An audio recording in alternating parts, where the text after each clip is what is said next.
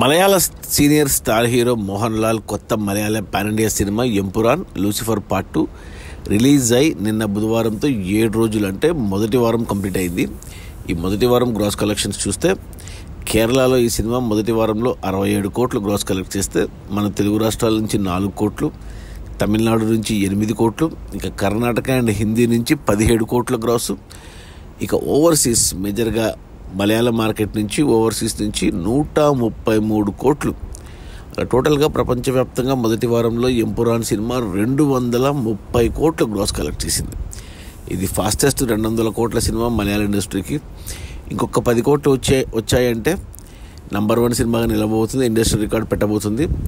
ఇంతకుముందు ఆ record Manjummel bye cinema 240 కోట్లతో నంబర్ 1 సినిమాగా ఉంది మలయాళం ఇండస్ట్రీ వరకు.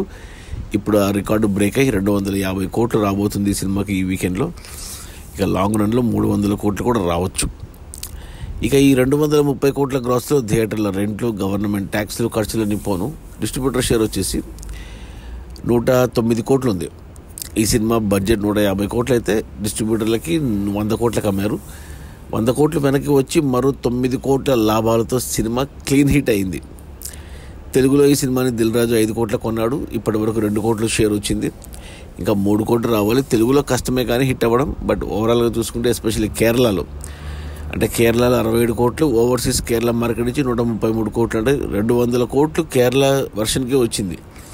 మిగతా 30 కోట్లు తెలుగు, తమిళ్, కన్నడ, హిందీ నుంచి వచ్చాయి. సో పాన్ ఇండియా లెవెల్లో కూడా హిట్ అయినట్టే లెక్క. బట్ కేరళ వరకు మాత్రం బ్లాక్ బస్టర్ ఈ సినిమా. ఇక ఈరోజు గురువారం, రేపు శుక్రవారం వీక్ డేస్ కొద్దిగా తగ్గిన, మళ్ళీ శని ఆదివారంలో పుంజుకుంటుంది సినిమా. ఖచ్చితంగా 250 కోట్లతో మొట్టమొదటి కేరళ సినిమా కాబోతుంది. 250 కోట్ల గ్రాసు. ఇక లాంగ్ రన్లో 300 కోట్లు కూడా రావచ్చు. అది మన మోహన్ లాల్ కొత్త మలయాళ సినిమా ఎంపురాన్. పృథ్వీరాజ్ సుకుమారన్ డైరెక్షన్లో వచ్చిన ఈ సినిమాలో మంజు వారియర్, టోవినో థామస్, ఇంకా చాలామంది మలయాళం యాక్టర్లు ఉన్నారు. రిలీజ్ అయిన మొదటి వారంలో 230 కోట్ల గ్రాసు. అందులో డిస్ట్రిబ్యూటర్ షేర్ వచ్చేసి 109 కోట్లు. సినిమా బడ్జెట్ 150 కోట్లు అయితే డిస్ట్రిబ్యూటర్లకు 100 కోట్లకి అమ్మారు. 100 కోట్లు వెనక్కి వచ్చి మరో 9 కోట్ల లాభాలతో సినిమా హిట్ అయింది. ఇక వచ్చే లాభాలతో సినిమా సూపర్ హిట్ ఖచ్చితంగా అవుతుంది. Okay, bye.